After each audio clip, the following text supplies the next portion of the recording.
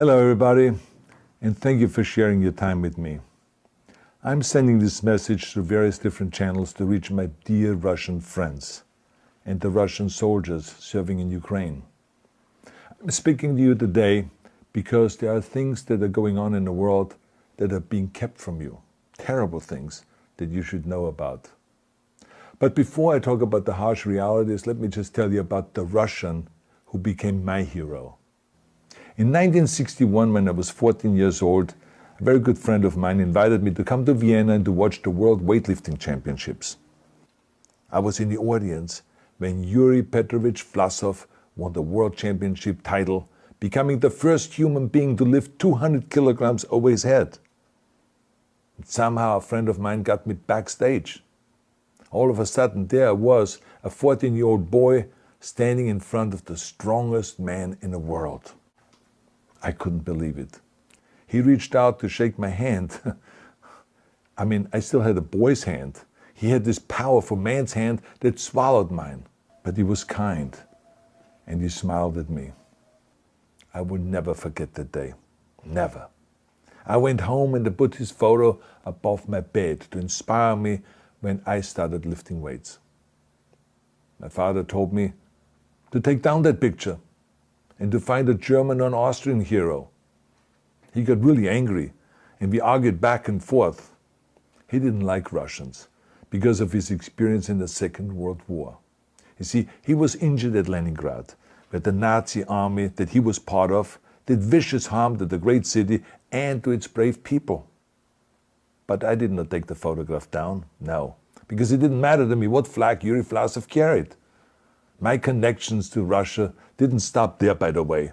Oh, it actually deepened when I traveled there with bodybuilding and for my movies and met all my Russian fans.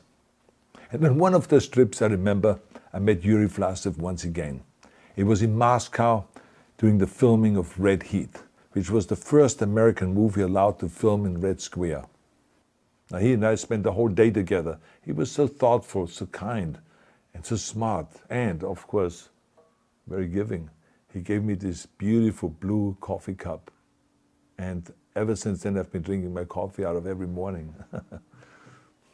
Now, the reason why I'm telling you all of those things is that ever since I was 14 years old, I've had nothing but affections and respect for the people of Russia. The strength and the heart of the Russian people have always inspired me. And that is why I hope that you will let me tell you the truth about the war in Ukraine and what is happening there. No one likes to hear something critical of the government, I understand that. But as a longtime friend of the Russian people, I hope that you will hear what I have to say. And may I remind you that I speak with the same heartfelt concern as I spoke to the American people when there was an attempted insurrection on January 6th last year, when a wild crowd was storming the US Capitol, trying to overthrow our government. You see, there are moments like this that are so wrong, and then we have to speak up. And it's exactly the same with your government. I know that your government has told you that this is a war to denazify Ukraine. Denazify Ukraine? This is not true. Ukraine is a country with a Jewish president, I might add, whose father's 3 brothers were all murdered by the Nazis. You see, Ukraine did not start this war. Neither did nationalists or Nazis. Those in power in the Kremlin started this war. This is not the Russian people's war. No. As a matter of fact, let me tell you, what you should know is that 141 nations at the UN voted that Russia was the aggressor and called for it to remove its troops immediately.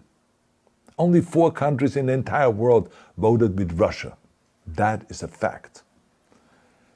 See, the world has turned against Russia because of its actions in Ukraine. Whole city blocks have been flattened by Russian artillery and bombs, including a children's hospital and a maternity hospital. 3 million Ukrainian refugees, mainly women, children, and elderly, fled their country, and many more are trying to seek to get out. It is a humanitarian crisis. Because of its brutality, Russia is now isolated from the society of nations. You're also not being told the truth about the consequences of this war on Russia itself. I regret to tell you that thousands of Russian soldiers that have been killed. They have been caught between Ukrainians fighting for their homeland and the Russian leadership fighting for conquest. Massive amounts of Russian equipment have been destroyed or abandoned. The destruction that Russian bombs are raining down upon innocent civilians has so outraged the world that the strongest global economic sanctions ever taken have been imposed on your country.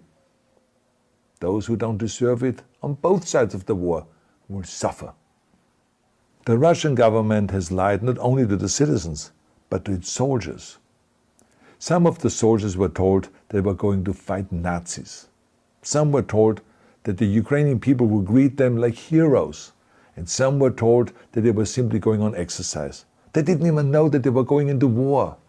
And some were told that they were there to protect ethnic Russians in Ukraine. None of this is true. The fact is that Russian soldiers have faced fierce resistance from the Ukrainians who want to protect their families and their country. When I see babies being pulled out of ruins, I think that I'm watching a documentary about the horrors of the Second World War, not the news of the day. Now let me tell you, when my father arrived in Leningrad, he was all pumped up on the lies of his government. And when he left Leningrad, he was broken, physically and mentally. He lived the rest of his life in pain. Pain from a broken back, pain from the shrapnel that always reminded him of these terrible years, and pain from the guilt that he felt. To the Russian soldiers listening to this broadcast, you already know much of the truth that I've been speaking. You've seen it with your own eyes. I don't want you to be broken like my father. This is not the war to defend Russia that your grandfathers or your great-grandfathers fought. This is an illegal war. Your lives, your limbs, your futures are being sacrificed for a senseless war condemned by the entire world. Now, to those in power in the Kremlin, let me just ask you, why would you sacrifice those young men for your own ambitions? To the soldiers who are listening to this, remember that 11 million Russians have family connections to Ukraine.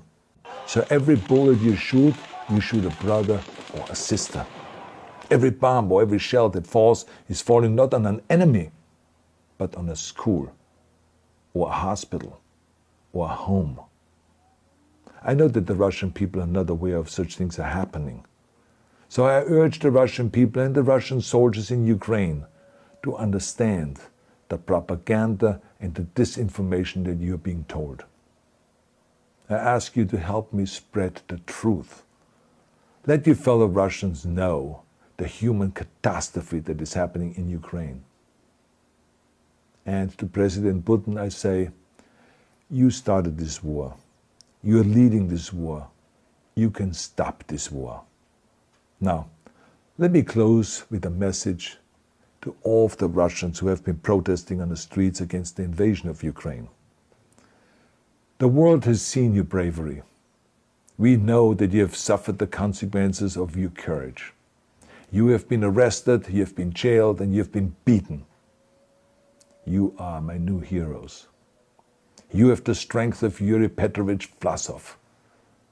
You have the true heart of Russia.